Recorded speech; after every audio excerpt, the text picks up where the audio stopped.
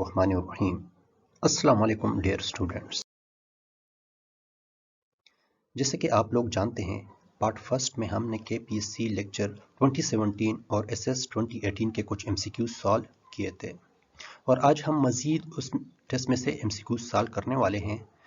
जैसे कि आप लोग जानते हैं कि ये दोनों टेस्ट 100% रिपीट हुए थे, तो इसीलिए जो पास्ट पेपर है वो आप लोगों को देखना चाहिए कि उसमें से कौन कौन से एमसीक्यूज आए थे। हो सकता है कि नेक्स्ट टेस्ट जो आप लोग दे रहे हैं वही सेम एमसीक्यूज उठा के आप लोगों को दे दे। तो अगर वही एमसीक्यूज आपने उस पर प्रैक्टिस नहीं की तो वो आप लोगों के लिए मुश्किल होगा, और जिन लोगों ने उन पर प्रैक्टिस की होगी वो बगैर देखे भी उसको सॉल्व कर सकते हैं और वो आपसे ज़्यादा मार्क्स ले सकते हैं।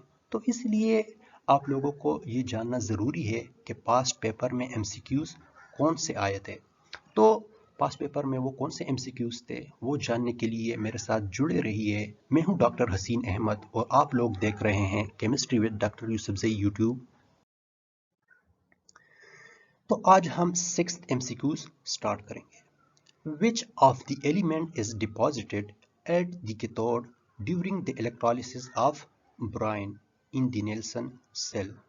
तो अगर हम नेल्सन सेल की बात कर ले तो क्या पूछ रहे हैं उस हवाले से कि अगर हम ब्राइन की इलेक्ट्रोलिसिस कर ले तो कैथोड पे वो कौन सा एलिमेंट है जो डिपॉजिट होता है। अब अगर हम ब्राइन की बात कर ले तो ब्राइन हमारे पास होता है कंसंट्रेटेड सोल्यूशन ऑफ NaCl, और नेल्सन सेल क्या होता है हमारे पास, ये देख ले, ये हमारे पास नेल्सन सेल है। तो नेल्सन सेल तो आप लोगों ने टेक्स्ट बुक में पढ़ा होगा और पेपर में भी हो सकता है कि क्वेश्चन आए और आप लोगों ने वहाँ पे लिखा होगा कि ये नेल्सन सेल एक्चुअली यूज़ होता किस लिए है। ये एक्चुअली यूज़ होता है for the production of NOH। लेकिन यहाँ पे NOH के हवाले से कोई भी नहीं पूछ रहे हमसे। जो पूछ रहे हैं हमसे वो किस हवाले से है कि कैथोड पे वो कौन सा एलिमेंट है जो डिपॉजिट होता है। तो 4 डिफरेंट ऑप्शंस भी दिए हुए हैं: oxygen, chlorine, sodium and hydrogen. तो अगर नेल्सन सेल के अंदर जो रिएक्शंस होते हैं अगर वो हमें पता हो तो फिर हम इजीली बता सकते हैं कि ये कौन सा एलिमेंट है जो कैथोड पे डिपॉजिट होता है। तो अगर हम कैथोड की बात कर ले, हमसे कैथोड का पूछ रहे हैं, तो अगर हम कैथोड की बात कर ले, यहाँ पे कैथोड क्या करता है? कैथोड ये करता है कि ये इलेक्ट्रॉन देता है इलेक्ट्रोलाइट को। तो इलेक्ट्रोलाइट में फिर क्या होती है, आपके पास इलेक्ट्रोलिसिस होती है। तो अगर हम यहाँ पे इलेक्ट्रोलाइट की बात कर ले तो जैसा कि हमने यहाँ पे बताया कि यहाँ पे हम क्या यूज़ कर रहे हैं, कंसंट्रेटेड सोल्यूशन ऑफ ब्राइन, और ये ब्राइन बना किस में है, वाटर में बना है। तो जो ही हम इसको क्या करते हैं, इलेक्ट्रॉन देते हैं, इलेक्ट्रोलाइट को इलेक्ट्रॉन देते हैं, तो यहाँ पे वाटर की क्या होती है, इलेक्ट्रोलिसिस होती है। तो जो ही वाटर की इलेक्ट्रोलिसिस होती है तो एक हमारे पास हाइड्रोजन बनता है और दूसरा हाइड्रोक्सल आयन बनता है। तो यही हाइड्रोक्सल आयन फिर क्या करता है, सोडियम आयन के साथ कंबाइन होकर हमारे पास बनता है NOH। जैसा कि पहले मैंने बताया कि नेल्सन सेल एक्चुअली यूज होता किस लिए, for the production of NOH। तो NOH यहाँ पे हमारे पास इसी तरह ही बनता है। अब यहाँ पे जो इलेक्ट्रॉन है, अच्छा दूसरी बात, एनोड, एनोड क्या करता है, एनोड इलेक्ट्रॉन को, यहाँ पे अगर हम ये देख ले क्लोरीन को, क्लोरीन यहाँ पे इलेक्ट्रॉन दे रहा है तो एनोड क्या कर रहा है, इलेक्ट्रॉन को गेन कर रहा है। तो यहाँ पे जो इलेक्ट्रॉन गेन कर रहा है और यहाँ पे वही इलेक्ट्रॉन कैथोड क्या कर रहा है, इलेक्ट्रोलाइट को दे रहा है। तो अगर हम यहाँ पे देख ले कैथोड, कैथोड पे हमारे पास किस चीज़ की प्रोडक्शन हो रही है और एनोड पे हमारे पास किस चीज़ की प्रोडक्शन हो रही है। तो अगर हमसे पूछ रहा है कैथोड का तो हम कैथोड पे ही सिर्फ फोकस करेंगे। तो कैथोड पे हमारे पास एक तो हाइड्रोजन प्रोड्यूस हो रहा है और दूसरा क्या प्रोड्यूस हो रहा है, NOH प्रोड्यूस हो रहा है। तो हमारे पास जो करेक्ट ऑप्शन होगा वो क्या होगा, करेक्ट ऑप्शन हमारे पास है हाइड्रोजन का। हो सकता है कि इसके यहाँ पे जो स्टेटमेंट दिया हुआ है इससे अलावा कोई और स्टेटमेंट दे दे कि हमारे पास जो नेल्सन सेल है उसके प्रोडक्ट कौन कौन से हैं। तो यहाँ पे जो डिफरेंट रिएक्शंस मैंने बताए हुए हैं तो इस रिएक्शन से आप लोग इजीली बता सकते हैं कि नेल्सन सेल में हमारे पास प्रोडक्ट कौन कौन से बनते हैं। तो एक क्लोरीन हमारे पास बनता है, एक हाइड्रोजन हमारे पास बनता है और एक NOH हमारे पास बनता है। तो नेल्सन सेल में हमारे पास 3 डिफरेंट तरह के प्रोडक्ट्स बनते हैं। Chlorine, hydrogen and NaOH। In 3 products में से एक प्रोडक्ट जो है ये एनोड पे बनता है और 2 प्रोडक्ट हमारे पास कैथोड पे बनते हैं। तो अगर क्वेश्चन दोबारा अगर इसी तरह का क्वेश्चन आ जाए और यहाँ पे सिर्फ कैथोड की जगह क्या पूछ ले, एनोड का पूछ ले, तो आप लोगों ने फिर किस पे टिक करना है? क्लोरीन पे टिक करना है। और अगर कैथोड का पूछ ले और फिर यहाँ पे आप लोगों ने ऑप्शंस में देखना है, हो सकता है कि हाइड्रोजन न दिया हो, NaOH दिया हो, तो फिर आप लोगों ने NaOH पे टिक करना है। और अगर यही क्वेश्चन रिपीट हो जाए तो फिर आप लोगों ने किस पे टिक करना है? हाइड्रोजन पे ही टिक करना है। तो करेक्ट ऑप्शन हमारे पास कौन सा है? Option D, hydrogen. तो यहाँ पे अगर हम क्वेश्चन नंबर 7 की बात कर ले, copper form colourless beads in borax bead test in reducing flame, the oxidation state of copper is. यहाँ पे बोरिक बीड टेस्ट का आप लोगों ने पढ़ा होगा बुक में कि बोरिक बीड टेस्ट होता क्या है। एक्चुअली ये है हमारे पास क्वालिटेटिव एनालिसिस की एक टेक्निक जिसमें हम ये फाइंड आउट करते हैं कि हमारे पास मेटल कौन सा है। तो ये हम क्वालिटेटिव एनालिसिस के लिए यूज़ करते हैं। एक हमारे पास होता है क्वांटिटेटिव एनालिसिस, एक क्वालिटेटिव एनालिसिस। अभी वो डिटेल से मैं यहाँ पे डिस्कस नहीं करूँगा, वो अलग से मैंने वीडियो बनाई हुई है, आप लोग वो देख सकते हैं कि क्वालिटेटिव एनालिसिस हमारे पास क्या होती है और क्वांटिटेटिव एनालिसिस। तो यहाँ पे अगर हम रिड्यूसिंग फ्लेम की बात कर ले तो रिड्यूसिंग फ्लेम क्या होता है? रिड्यूसिंग फ्लेम मीन्स के जिसमें ऑक्सीजन की कंसंट्रेशन आपके पास कम हो, मतलब कि फ्लेम है और उसमें आपके पास जो ऑक्सीजन की कंसंट्रेशन अगर कम हो या without the presence of oxygen जो वहाँ पे आपके पास फ्लेम हो, तो उसको हम क्या कहेंगे? Reducing flame. तो जब हम ये टेस्ट परफॉर्म करते हैं तो कॉपर हमें देता है कलरलेस बीड। कौन सा देता है? कलरलेस बीड देता है। किस फ्लेम में? रिड्यूसिंग फ्लेम में। तो फ्लेम हमारे पास दो तरह का होता है, एक रिड्यूसिंग फ्लेम और एक ऑक्सीडाइजिंग फ्लेम। तो यहाँ पे रिड्यूसिंग फ्लेम का पूछ रहे। तो अगर कॉपर की ये टेस्ट हम कर ले और रिड्यूसिंग फ्लेम में ये कलरलेस टेस्ट देता है, तो पूछ क्या रहा है कि कॉपर की ऑक्सीडेशन स्टेट हमारे पास कौन सी है।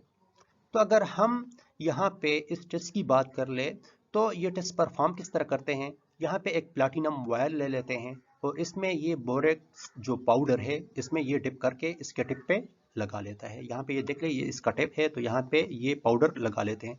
तो यहाँ पे अगर हम इस फ्लेम की बात कर ले तो इसका जो अपर पोर्शन है ये ऑक्सीडाइजिंग फ्लेम है और यहाँ पे जो इसका लोअर पोर्शन है तो ये उसका रिड्यूसिंग फ्लेम।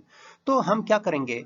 इस रिड्यूसिंग फ्लेम में इस प्लैटिनम वायर को रख लेंगे यहाँ पे और इसको हीट अप कर लेंगे। जब हमारे पास इसके बीड्स बन जाएंगे, किसके बीड्स बनेंगे? इस बोरेक्स के बीड्स बनेंगे। तो उस बीड्स को हम फिर इस टेस्टिंग साल्ट में या अननोन जो आपके पास साल्ट है उसमें डिप कर लेंगे। फिर हम इसको रिड्यूसिंग फ्लेम में क्या कर लेंगे? हीट अप कर लेंगे। तो ये जो कलर आपको देगा तो उस कलर को आप चार्ट के साथ मैच कर ले, या अगर आपको वो ऑलरेडी याद हो, जुबानी याद हो, तो आप उसको देख ले कि ये कौन सा कलर दे रहा है और ये कलर किस एलिमेंट के लिए हैं या किस ऑक्सीडेशन स्टेट के लिए हैं। तो आप उसमें से इजीली ये बता सकते हो कि ये एलिमेंट कौन सा है या उसका ऑक्सीडेशन स्टेट कौन सा है। तो अगर ये आपको कलरलेस बीड टेस्ट में जो बोरिक बीड टेस्ट है, अगर ये कलरलेस बीड दे दे रिड्यूसिंग फ्लेम में, तो कॉपर का जो ऑक्सीडेशन स्टेट होगा वो क्या होगा? +1 ऑक्सीडेशन स्टेट होगा। अगर हम क्वेश्चन नंबर 8 की बात कर ले तो क्वेश्चन नंबर 8 क्या है? The number of electrons of phosphorus. Phosphorus के इलेक्ट्रॉनिक जो इलेक्ट्रॉन्स है उसका पूछ रहे हैं कि फास्फोरस का जो इलेक्ट्रॉन्स है सॉलिड स्टेट में वो कितने हैं। तो सबसे पहले अगर हम इलेक्ट्रॉन की बात कर ले तो इलेक्ट्रॉन होता है आपके पास क्या है? अगर एक एलिमेंट एक से ज्यादा फॉर्म में एग्जिस्ट करे तो उसको क्या कहते हैं? एलोट्रॉप कहते हैं। फॉर एग्जांपल आप लोगों ने ये बहुत पढ़ा होगा कि कार्बन के जो इलेक्ट्रॉपिक फॉर्म है वो कितने हैं? 3 है, डायमंड, ग्रेफाइट एंड बुकीबाल। तो इसी तरह फास्फोरस के भी आपके पास क्या होते हैं? एलोट्रॉप्स होते हैं। अगर आप सर्च कर ले तो कुछ सर्च जो आप सर्च करते हैं तो वहाँ पे बता देते हैं कि हमारे पास फास्फोरस के 10 इलेक्ट्रॉपिक फॉर्म होते हैं, लेकिन यहाँ पे 10 नहीं दिया हुआ, यहाँ पे 6, 4, 3 एंड 2 दिया हुआ है। तो यहाँ पे जो हाईएस्ट है आपके पास तो हम उसी को ही सेलेक्ट कर लेते हैं। तो फास्फोरस के इलेक्ट्रॉपिक फॉर्म आपके पास कितने हैं? 6। तो हमने वही सेलेक्ट किया, तो यही आपके पास करेक्ट। अगर हम क्वेश्चन नंबर 9 की बात कर ले तो क्वेश्चन नंबर 9 हमसे क्या पूछ रहे हैं? Which of the phosphorus has tetraatomic यानी P4 molecule and is most reactive. तो जिस तरह लास्ट क्वेश्चन के साथ ये रिलेट कर रहा है, तो अगर हम इलेक्ट्रोफिक फॉर्म की बात कर ले, तो जिस तरह हमने बताया कि उसके 10 इलेक्ट्रोफिक फॉर्म है, तो उसी से ही हमसे पूछ रहे हैं कि हमारे पास वो कौन सा फास्फोरस है जो टेट्राहेड्रल फॉर्म में होता है और सबसे ज़्यादा रिएक्टिव होता है। तो अगर हम फास्फोरस की बात कर ले, तो फास्फोरस हमारे पास जो है ना अर्थ क्रस्ट में 7th मोस्ट अबंडेंट एलिमेंट है, और सबसे इम्पॉर्टेंट जो इसके इलेक्ट्रोफिक फॉर्म है वो 3 है, वाइट, ब्लैक एंड रेड। तो अगर हम उसकी बात कर ले, तो उस हवाले से ये क्वेश्चन उसी के हिसाब से ही बन रहा है। तो इसमें सबसे जो रिएक्टिव है हमारे पास, उसमें सबसे रिएक्टिव हमारे पास वाइट है। आप लोगों को पता होगा जो वाइट या येलोविश वाइट फास्फोरस है वो सबसे ज़्यादा रिएक्टिव ही होता है। तो इसलिए हमने उसी को ही सेलेक्ट करना है जो सबसे ज़्यादा रिएक्टिव हो। तो अगर क्वेश्चन में येलो फास्फोरस का हो तो आपने वही टिक करना है, या वाइट फास्फोरस का हो तो आपने वही टिक करना है, और अगर दोनों को कंबाइन करके पूछ ले तो आप लोगों ने वही टिक करना है। तो यहाँ पे कंबाइन करके पूछ रहे हैं येलोविश जो है ना वाइट, तो हमने उसी को ही टिक किया। तो करेक्ट ऑप्शन हमारे पास कौन सा है? Option B, yellowish white. Question number 10 है हमारे पास, there is no reaction of nitric acid with dash. अगर हम नाइट्रिक एसिड की बात कर ले, ये बहुत ही रिएक्टिव एसिड है। तो यहाँ पे डिफरेंट मेटल्स दिए हुए हैं। यहाँ पे अगर हम मेटल की बात कर ले, तो इन मेटल जो डिफरेंट लिस्ट दिया हुआ है, इनमें से वो कौन सा लिस्ट है जिसके साथ नाइट्रिक एसिड रिएक्शन नहीं देता। तो अगर हम यहाँ पे ये देख ले, gold, platinum, iridium and titanium, तो ये आपके पास लीस्ट रिएक्टिव मेटल है, या बिल्कुल ये रिएक्शन देता ही नहीं। तो nitric acid gold, platinum, iridium and titanium के साथ रिएक्शन नहीं देता। तो इसलिए करेक्ट ऑप्शन हमारे पास कौन सा है? Option C. ये क्वेश्चन जो है उसी से रिलेटेड है, इसलिए मैंने यहाँ पे पुट किया, लेकिन ये क्वेश्चन जो है पेपर में नहीं आया था। हो सकता है कि ये क्वेश्चन नेक्स्ट पेपर में आ जाए, तो इसलिए यहाँ पे ये क्वेश्चन में मैंने पुट किया। तो ये क्वेश्चन किस तरह का है? When nitric acid react with metal, hydrogen gas is not observed because. अगर हम एसिड की प्रॉपर्टीज की बात कर ले, तो आप लोगों को पता है कि वहाँ पे हम क्या बताते हैं कि जब एसिड रिएक्शन देता है मेटल के साथ, या जब हम एसिड को रिएक्ट करते हैं मेटल के साथ, तो वो क्या लिबरेट करता है? हाइड्रोजन गैस लिबरेट करता है। लेकिन नाइट्रिक एसिड के केस में ऐसा बिल्कुल भी नहीं है। जब हम नाइट्रिक एसिड को मेटल के साथ, कुछ खास मेटल के साथ रिएक्ट करते हैं, तो ये हाइड्रोजन गैस नहीं देता। क्यों नहीं देता? इसलिए नहीं देता कि यहाँ पे जो हाइड्रोजन है वो ऑक्सीडाइज हो जाता है। और ये ऑक्सीडाइज कौन करता है इसको? क्योंकि नाइट्रिक एसिड हमारे पास ऑक्सीडाइजिंग एजेंट है, तो वो उस हाइड्रोजन को ऑक्सीडाइज कर लेता है। और यहाँ पे आपके पास जनरेट क्या होता है? अगर ये डाइल्यूट एसिड हो, तो ये in case of dilute acid ये आपको देता है नाइट्रोजन मोनोऑक्साइड NO। और अगर ये कंसंट्रेटेड हो, तो ये आपको देता है नाइट्रोजन डाइऑक्साइड। तो यहाँ पे जो करेक्ट ऑप्शन है हमारे पास, इसीलिए हमने इसी को ही सिलेक्ट किया है कि अगर हम नाइट्रिक एसिड को रिएक्ट कर ले मेटल के साथ, तो उसका जो हाइड्रोजन है वो क्या करता है? उसको ऑक्सीडाइज कर लेता है। तो इसलिए हमारे पास हाइड्रोजन नहीं प्रोड्यूस होता। कब नहीं प्रोड्यूस होता? जब हम नाइट्रिक एसिड को मेटल के साथ रिएक्ट करते हैं। तो करेक्ट ऑप्शन कौन सा है? Hydrogen is oxidise by nitric acid. तो ये उसका करेक्ट ऑप्शन हो गया।